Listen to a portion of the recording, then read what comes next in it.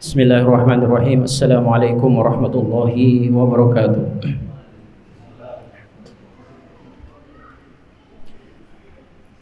Alhamdulillahirabbil alamin wa bihi nasta'in ala umurid dunya waddin wassalatu wassalamu ala asyrafil anbiya'i wal mursalin nabiyina Muhammadin wa ala alihi wa ashabihi wa dzurriyyatihi wa ummatihi ajma'in, amma ba'du.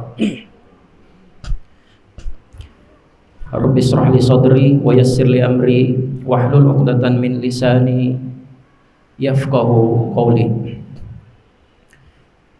Ikhwas sekalian, jamaah Masjid Darut Tauhid yang dimuliakan Allah Subhanahu wa taala. Malam hari ini kembali kita duduk-duduk berkumpul dalam salah satu majelis yang merupakan majelis-majelis yang dibangga-banggakan oleh Allah Subhanahu wa taala di hadapan para malaikatnya, sebagaimana yang telah dijelaskan oleh Rasulullah sallallahu alaihi wasallam bahwasanya tidaklah berkumpul sekelompok kaum yang mereka berada di salah satu dari rumah-rumah Allah, kemudian di dalamnya dibacakan ayat-ayat Allah, mereka belajar agama, melainkan Allah Subhanahu wa taala akan memberikan kepada mereka ketenangan. Allah Subhanahu wa taala akan meliputi mereka dengan rahmatnya, dan Allah Subhanahu wa taala akan menyebutkan orang-orang tersebut di hadapan para malaikatnya. Olehnya itu, ini adalah salah satu keutamaan ketika Allah Subhanahu wa taala memberikan taufik kepada kita semua untuk bisa duduk di majelis-majelis yang berada di tempat-tempat yang mulia, termasuk di masjid ini. Tak lupa kita bersalawat kepada Rasulullah teladan kita, Nabi besar Muhammad sallallahu alaihi wasallam, beserta kepada para sahabatnya, keluarganya, dan juga insyaallah kepada umatnya yang selalu setia mengikuti sunnah-sunnahnya hingga akhir zaman nanti. Nah, jamaah sekalian, para ikhwah dan akhwat yang dimuliakan Allah Subhanahu wa taala, malam hari ini adalah pertemuan ketiga daripada pembahasan kita tentang ilmu fikih yang terdapat pada salah satu kitab fikih, yaitu kitab fikih Muyassar. Dan alhamdulillah pada dua pertemuan sebelumnya kita telah menyelesaikan. Di awal ada muqaddimah, kemudian pada pertemuan kedua, pertemuan pekan lalu, kita telah membahas tentang definisi taharah, kemudian juga bagian yang kedua tentang air yang layak untuk kita gunakan bersuci. Ya, kita sudah bahas tentang air apa saja yang bisa kita gunakan untuk bersuci. Dan tentunya ketika kita melihat bersuci itu kan terbagi menjadi dua. Ini pembahasan pekan lalu ya. Yang pertama, apa itu? Suci maknawi.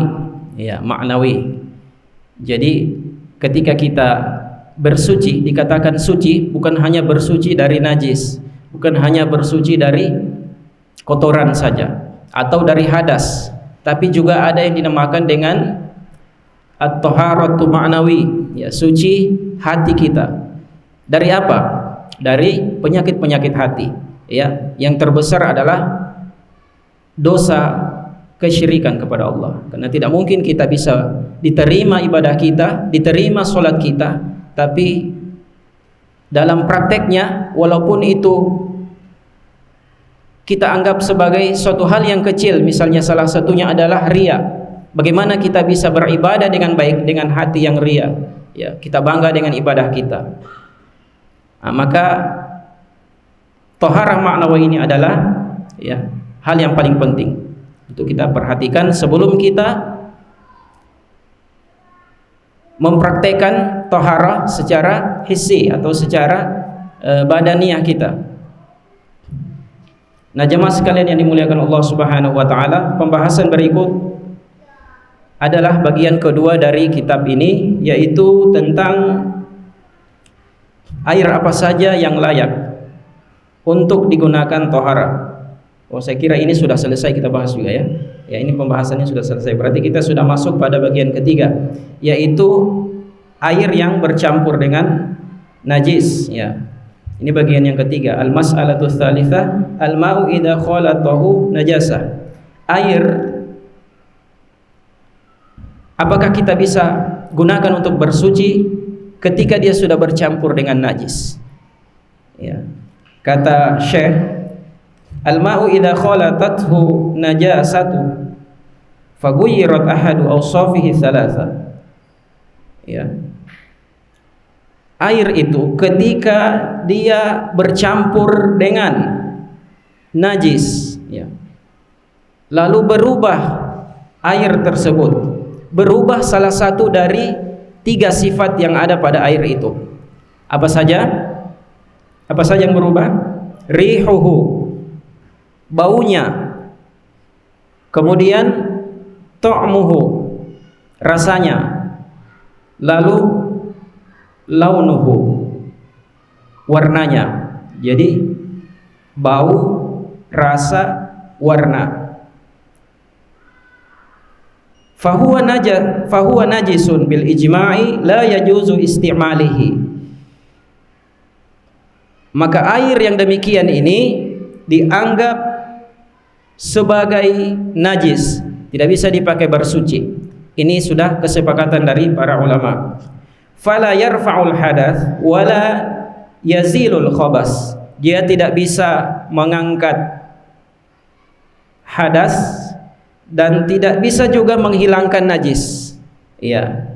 Kita tahu ketika sebelum kita ibadah tentu yang kita hilangkan 2 ini. Yang pertama hadas ya. Yang kedua najis ya. Kalau najis tentunya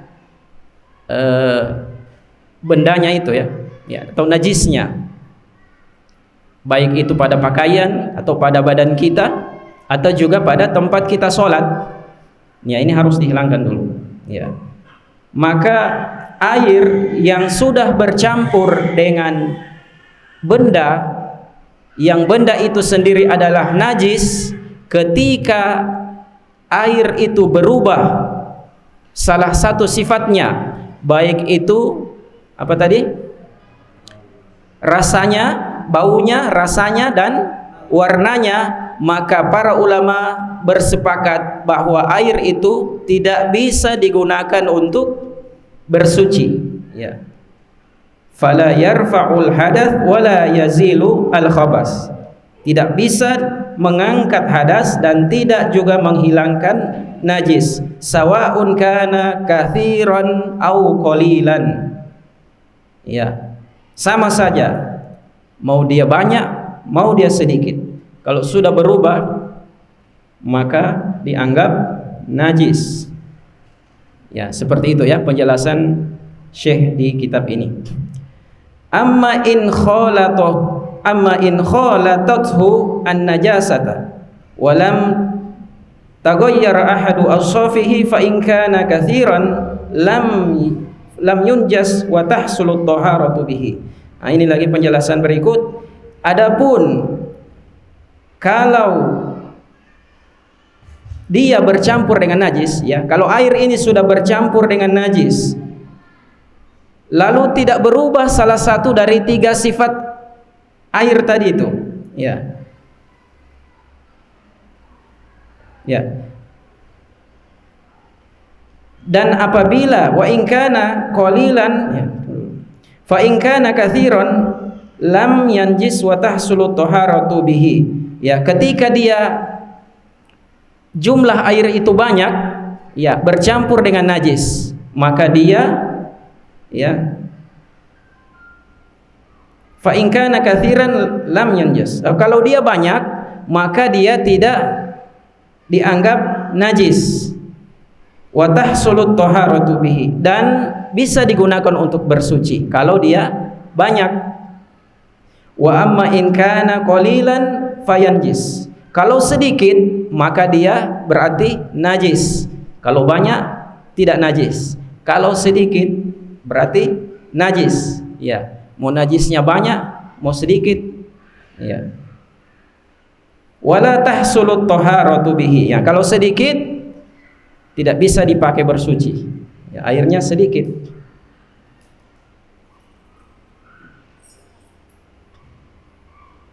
Ya, ini jemaah sekalian, ya.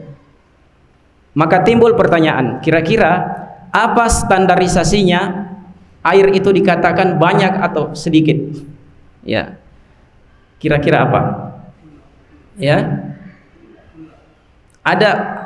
Ada ukurannya ya, ada.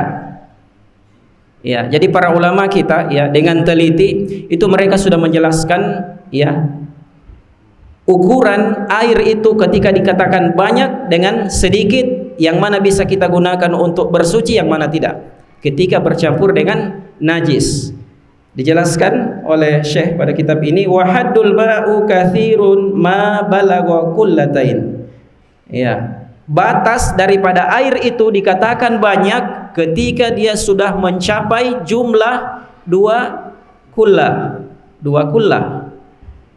Ini subhanallah, jadi betapa ilmiahnya itu para ulama kita. Itu sudah dibahas ya jumlah airnya. Ya. Ada batasan-batasannya. Ini tidak bisa kita pakai bersuci kalau tidak mencapai 2 kullah. Sekarang pertanyaannya, kira-kira berapa banyak 2 kullah itu? Mungkin ada yang pernah belajar fikih, Ustadz mungkin. 2 kullah. Ya, al-kullah. Itu kalau orang Arab dia katakan kirbah, 5 kirbah, 5 ember. Ya, kalau dalam perhitungan 2 kullah itu di sini ya, saya bacakan catatan kakinya, itu kata kullah bermakna gentong. Ya mungkin kalau yang kita pakai di masjid ada penampungannya itu ya, gentongnya itu. Ya. Kurang lebih itu jumlahnya kalau kita hitung per liternya, 2 kullah itu sama dengan 160 ya lebih lah, 160,5 liter. Ya, ada juga para ulama katakan dia sampai 200 liter. Jadi kita ukur-ukur memang ya. Kalau ya misalnya itu yang paling bagus kalau di masjid pasang memang yang besar, jangan yang kecil. Ya usahakan sudah melebihi dari 2 kullah, itu sudah aman. Siapa tahu nanti ada cicak atau tikus jatuh ke dalam. Ya. Ya, biasa kita singgah di masjid ya. Apalagi kalau di kampung-kampung itu masjid tidak ada yang urus. Ya, sampai-sampai kita singgah sholat mau berwudu lain bau airnya. Nah, jadi kita tidak tahu ini apa yang ada di air ini. Karena beda sudah baunya. Ya, jadi kalau amannya bikin tempat penampungan yang memang besar ya. 160,5 liter. Itu hitungannya kalau 2 kullah tadi. Atau bisa juga kalau ada yang langsung dari tanah, ya bisa juga.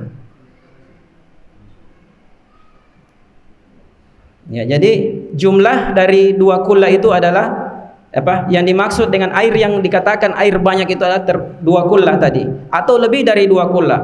Adapun ketika dia sedikit atau kurang dari itu maka dianggap airnya sedikit. Ya. Apa dalilnya? Ada hadis dari Abi Sa'id Al-Khudri radhiyallahu anhu, qala Rasulullah sallallahu alaihi wasallam, innal ma'u tahur la yanjasu syai'un. Ya, sesungguhnya air itu suci dan menyucikan, tidak ada sesuatu pun yang dapat menajiskannya. Hadis ini diriwayatkan oleh Imam Ahmad dalam Musnad Abu Daud ya, dan juga At-Tirmizi ya. Kemudian hadis dari Ibnu Umar, Rasulullah sallallahu alaihi wasallam bersabda, "Idza balagal ma'u qullataini lam yahmilil khabas." Bila air mencapai 2 kullah, maka ia tidak mengandung najis. Ya, ini masalah yang pertama, air yang bercampur dengan najis. Jadi, ya intinya kalau dia banyak masuk najis di dalam, apakah dianggap suci atau tidak suci? Kalau lebih, ya lebih dari 2 kullah ya, atau sudah mencapai 2 kullah atau lebih, maka tetap dianggap suci. Ya. Adapun ketika sedikit, maka mau dia berubah atau tidak, ya, tetap dianggap najis. Ya, karena Rasulullah telah menetapkan, ya, bahwa ketika air mencapai 2 kullah, maka ia tidak mengandung najis. Nah, inilah masalah yang pertama.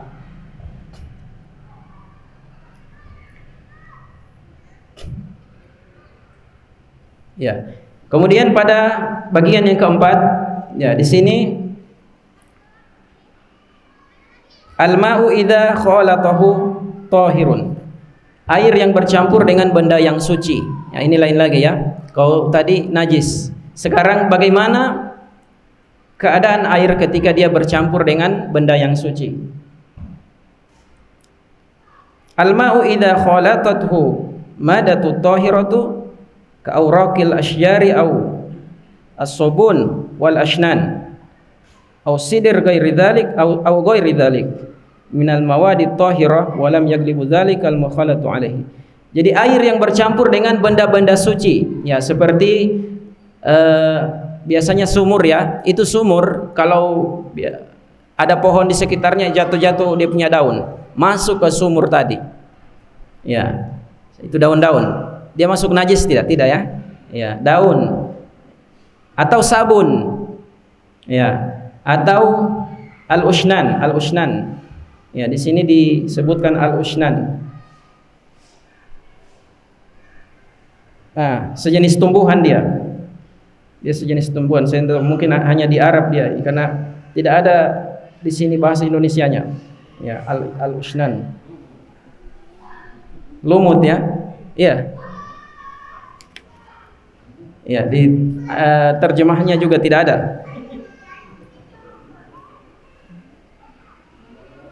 Rasanya asam, digunakan untuk mencuci tangan. Ya. Ya, itu. Jadi ketika dia bercampur dengan daun-daun, ketika air ini bercampur dengan daun-daun, sabun, al-ushnan tadi, kemudian sider, daun bidara misalnya, ya, atau benda-benda suci yang lain yang bukan termasuk najis ini, ya, serta air tersebut tidak didominasi oleh benda yang mencampurinya, artinya tidak berubah sifat airnya, jadi tetap rasanya air, bukan rasa daun daun bidara atau daun apa, ya, atau rasa sabun misalnya bercampur dengan sabun, atau biasanya kolam renang, ya, tempat pemandian itu ada yang berbau, itu apa namanya, kapur, ya, kapurit, kapurit, ya, itu seperti itu, tapi dia tidak termasuk najis, ya. Maka pendapat yang sahih adalah bahwa ia itu dianggap suci. Maka air tadi dianggap suci ketika sudah bercampur dengan benda-benda yang suci tadi, maka dia dianggap suci dan menyucikan. Dia bisa digunakan untuk menghilangkan hadas dan juga melenyapkan najis. Dalilnya Allah Subhanahu wa taala berfirman, "Wa in kuntum mardha aw ala safarin aw jaa ahadu minkum minal ghaid aw lamastumun nisa falam tajidu ma'an fatayammamu." Ya, sampai akhir ayat. Jadi ayat Allah Subhanahu wa taala yang sudah saya bacakan tadi ada kata, ya, saya bacakan terjemahannya, dan jika kalian sakit atau sedang dalam perjalanan atau kembali dari tempat buang air atau kalian telah menyentuh perempuan kemudian kalian tidak mendapat air, maka bertayamumlah. Di sini ada kata alma, ya, tapi dalam bentuk ma, ya, dalam bentuk nakirah. Maka ketika dia berbentuk nakirah, maka kata ma yang disebutkan tadi itu mencakup semua air, tidak terbatas pada satu jenis air saja. Jadi ketika kita mendapatkan misalnya air yang ada di sumur misalnya, ya, air yang ada di sumur atau air yang di tempat-tempat yang lain, ya, itu sudah bisa digunakan walaupun sudah bercampur dengan benda-benda yang suci tadi, ya, bukan termasuk benda-benda najis. dia bisa digunakan. Ya, juga berdasarkan dengan sabda Rasulullah sallallahu alaihi wasallam, "Igsil naha salasan aw khamsan aw akthar min zalik. In ra'aitunna zalika bima'in wasidir waj'alna fil akhirati kafuran aw syai'an min kafur." Ini ketika Rasulullah sallallahu alaihi wasallam memandikan anaknya, kalau tidak salah Zainab, yang wafat, ya. Beliau Rasulullah SAW memerintahkan kepada para wanita yang memandikan untuk mencampur air tadi dengan daun bidara, ya, dan juga ditambahkan juga dengan air kapur atau kapur barus, ya. Maka dari kedua ayat dan hadis dari Rasulullah SAW ini, ya, bahwa air yang bercampur dengan benda suci, ya, kita pahami bahwa air yang bercampur dengan benda suci, maka itu tidak menyebabkan dia hilangnya sifat suci dari air tersebut, ya. Kalau saja bisa menghilangkan sifat, ya, sucinya air ini, maka Rasulullah SAW tidak mungkin perintahkan tadi kepada para wanita untuk mencampurkan dengan daun apa tadi, daun bidara, ya. Ini orang yang meninggal itu kan biasanya kita campurkan dengan kapur barus untuk memandikan mayat.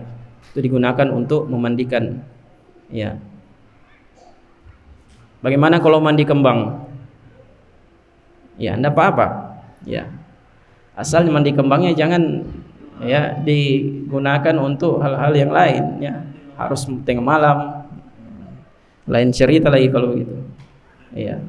Jadi, ya, apapun itu yang bercampur selama dia, ya, bukanlah benda najis, maka dianggap air tersebut bisa digunakan untuk bersuci. Ini bagian yang kedua. Kemudian insyaallah malam ini kita akan selesaikan pada bagian bab tentang air ini. Bagian yang ketiga, yang kelima, ya. Bagian yang kelima yaitu hukum air musta'mal.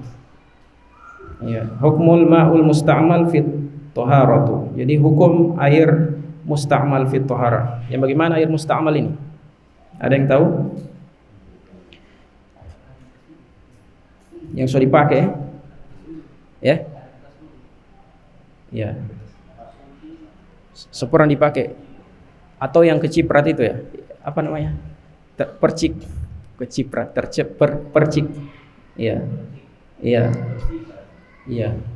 Jadi al-ma'ul musta'mal fi at-taharati, fi at-taharati kal ma'il munfasil 'anil a'da'il mutawaddi wal mughtasil tahirun mutahhir li ghairihi 'ala as-sahih yarfa'ul hadath wa yazilun najis madama annahu lam yataghayyar minhu ahadun aw safihi ats-tsalatsa ar-raihatu wat-ta'amu wal-lawn.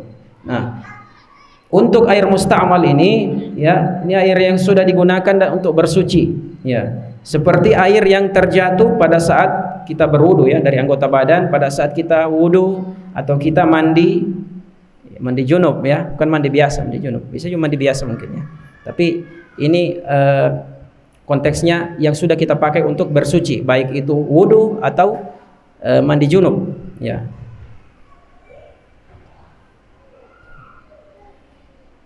Jadi dia dianggap air suci dan menyucikan menurut pendapat yang sahih.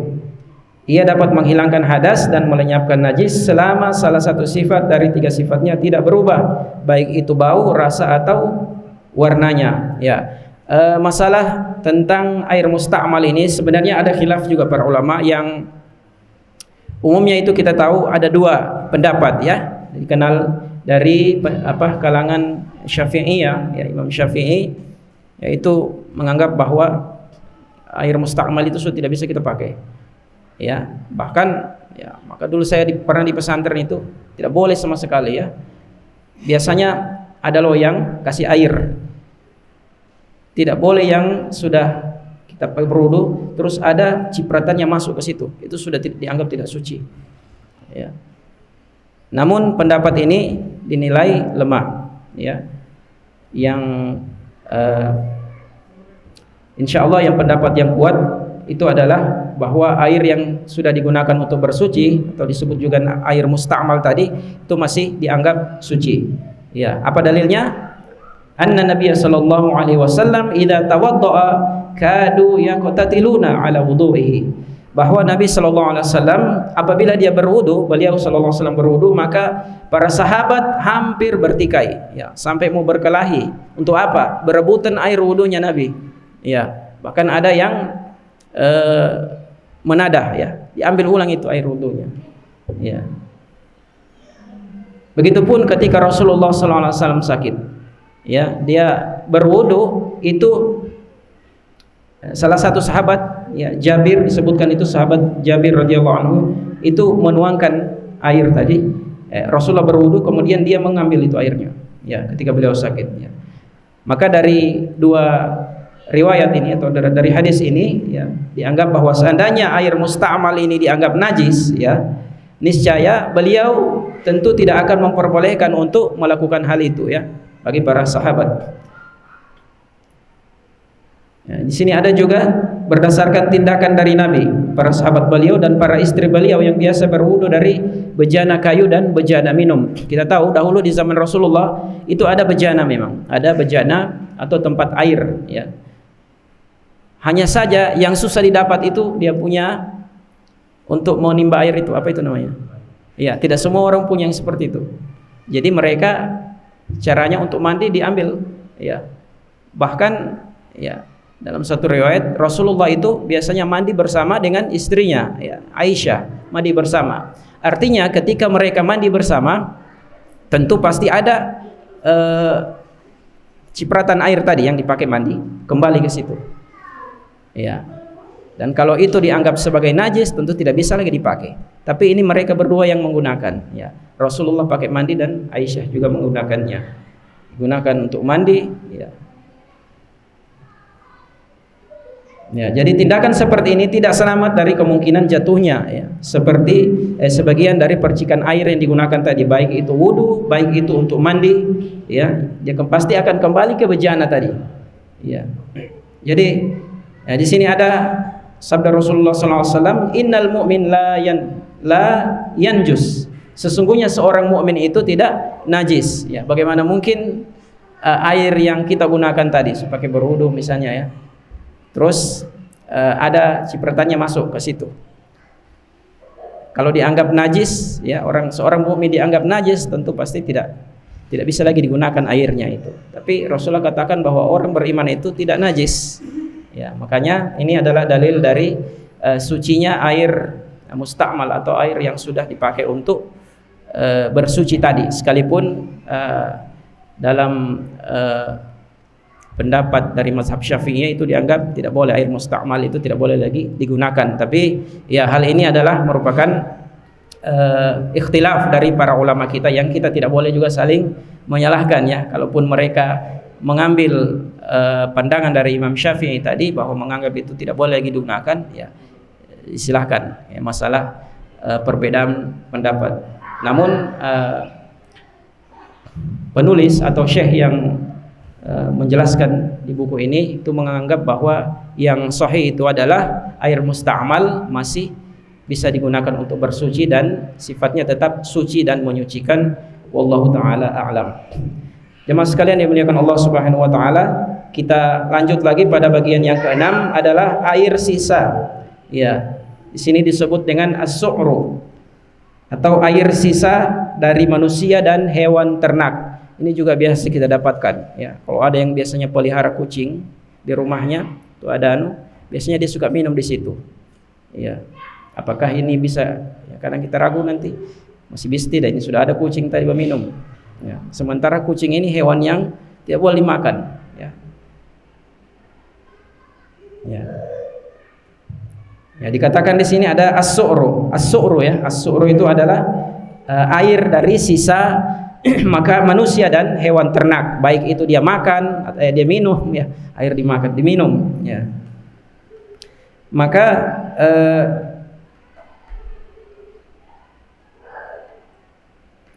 huwa ma baqiya fil ina'i ba'da syurbi syaribu minhu fal adami thahir. wasu'ruhu tahir. Sawa'un kana musliman aw kafiran wa kadzalikal junubi wal haid wa qad thabata anna Rasulullah sallallahu alaihi wasallam qala al mu'min la yanjus. Jadi manusia itu dianggap suci ya, suci. Jadi tidak mungkin ya apa yang kalau tidak suci berarti yang kena dari manusia juga tidak suci ya. Baik itu dari sisa minumannya ya. Sama saja baik dia seorang muslim ataupun kafir. Ya, ini sudah saya jelaskan juga pada pertemuan lalu, orang kafir itu ya bukan najis ya, bukan najis dia. Ya, begitu juga dengan wanita atau orang yang junub, orang yang junub dan juga wanita yang haid. Ya, ini sudah diriwayatkan dari Rasulullah SAW. Rasulullah bersabda, innal mu'mina la yanjus. Sesungguhnya orang mukmin itu tidak najis. Kemudian dari istri beliau juga Aisyah radhiyallahu anhu mengatakan bahwa dia pernah minum dari bejana manakala dia haid. Lalu Rasulullah SAW mengambil bekas minumnya tadi ya, lalu meletakkan mulutnya pada tempat bekas mulut Aisyah ya. Jadi seperti itu ya, Rasulullah mempraktikkan dalam keluarganya. Beliau minum dari bekas minumnya Aisyah ya. Harusnya seperti itu ya, apalagi kalau orang yang sudah berkeluarga, ini menjaga keharmonisan dalam rumah tangga ya. Jangan sampai bekas minum istri tidak mau juga kita pakai. Maka para ulama telah berijma ya, sepakat atas sucinya air sisa minuman hewan yang dagingnya halal dimakan, baik itu hewan ternak atau yang lain.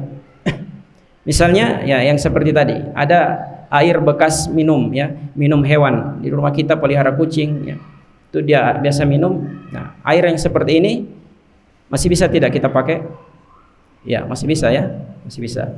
Adapun hewan yang dagingnya tidak halal dimakan seperti binatang buas ya, atau keledai misalnya, dan yang sepertinya, maka pendapat yang sahih adalah bahwa sisanya juga dianggap suci. Ya, binatang-binatang buas masih bisa kalau bekas minumnya. Jadi dia tidak berpengaruh terhadap air ya. Apalagi kalau airnya banyak ya. Namun apabila airnya sedikit ya, artinya kurang dari 2 kullah tadi, lalu air ini berubah ya, berubah salah satu sifatnya misalnya karena diminum oleh hewan tadi, maka dianggap najis ya. Kalau dia berubah dan jumlah airnya juga sedikit ya, tidak sampai 2 kullah. Kalau diminum oleh hewan ya, hewan-hewan yang tidak bisa kita makan tadi, maka dianggap di situ najis ya. Dalilnya seperti yang kita sebutkan tadi, apabila air mencapai 2 kullah maka dia tidak mengandung najis ya. Dan juga sabda Nabi SAW tentang kucing yang minum dari bejana, innaha laisat binajasin innama hiya minat tawafina alaikum wat tawafat. Sesungguhnya kucing tidak najis, ia hanyalah termasuk binatang jantan dan betina yang berada di sekitar kalian ya. Pernah suatu ketika di masa Rasulullah itu ada dikenal dengan sumur Budo'ah ya, ada sumur Budo'ah namanya. Jadi di sumur itu karena dia tempatnya berada di sebuah lembah yang ketika ada air hujan turun itu mengalir ke arah sumur itu semua, maka tidak ditahu lagi apa saja yang sudah masuk ke sumur itu tadi. Para sahabat bertanya, bagaimana dengan sumur ini ya? Ya, kadangkala ketika ada hujan turun itu semuanya lari ke situ, dia punya aliran air masuk ke sumur tadi itu. Masuk ke sumur tadi. Maka Rasulullah SAW mengatakan bahwa sumur ini masih bisa kita gunakan karena dia sudah melebihi dari 2 kullah. Ya, selama airnya cukup maka dia dianggap masih bisa untuk digunakan bersuci. Ya. Adapun air sisa dari minuman anjing, ya ini anjing, maka dianggap najis. Ya. Demikian juga dengan babi. Ya, kalau anjing najis, babi masuk juga ya. Iya, karena dia juga berkaitan dengan anjing. Maka diriwayatkan dalam hadis dari sahabat Abu Hurairah, tuhuru ina'i ahadikum idza walagha fihi al-kalbu an yaghsilahu sab'a marrat ulahunna bit-turab. Ini cara menyucikannya kalau sudah dijilat sama anjingnya. Sucinya bejana salah seorang dari kalian bila ia dijilat anjing adalah dengan kita membasuhnya 7 kali. Kemudian yang pertama menggunakan tanah, ya. Adapun babi maka karena ia najis, buruk dan kotor, maka Allah Subhanahu wa taala jelaskan dalam Al-Qur'an, ya, fa innahu rijs, maka dia dianggap kotor. Wallahu taala a'lam. Maka jemaah sekalian yang dimuliakan Allah Subhanahu wa taala, inilah beberapa bagian, ya, yang kita sudah selesaikan dari bab tohara dan hukum-hukum seputar tohara dan air ini, dan nanti insyaallah akan kita lanjutkan pada bab yang kedua, ya, pada bab yang kedua tentang bejana. Dan insyaallah kalau ada waktu pekan depan baru kita akan masuk pada bab yang kedua. Ya, ini mungkin sedikit yang bisa kita sampaikan pada kesempatan yang singkat malam hari ini. Semoga apa yang bisa kami sampaikan dari penjelasan kitab ini bisa bermanfaat dan bisa menambah sedikit apa yang bisa kita pahami daripada hukum-hukum seputar bersuci dan juga hukum-hukum tentang air dan bagaimana cara kita menggunakannya untuk bisa bersuci. Demikian, subhanallah bihamdihi, subhanallah bihamdika, asyhadu an la ilaha illa anta, nastaghfiruka wa atubu ilaik. Assalamualaikum warahmatullahi wabarakatuh.